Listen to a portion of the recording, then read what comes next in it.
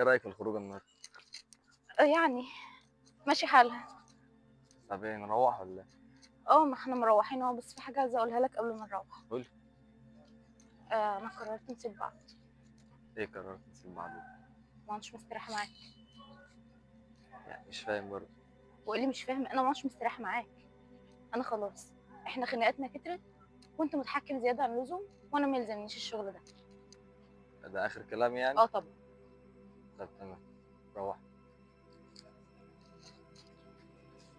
ايه اللي مضايقك؟ وعد. مالها وعد؟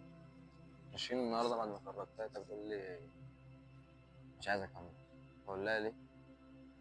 تقول لي انت بتخنقني في لبسي وما اعرفش ايه ومتحكم فيا وخناقات كل شويه. هو اللي بيحب حد وبيخاف عليه يبقى كده بيخنقه؟ انا مش فاهمه كده بقى. سيبك منها وروق وإن شاء الله هتنساها خير.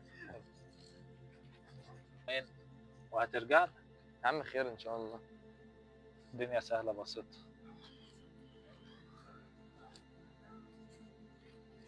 طب بص، مش دي وعد؟ وعد اهو يا عم. راكبة مع مين ده؟ يا عم انت رايح عادي. برضه لسه بتدافع عنها؟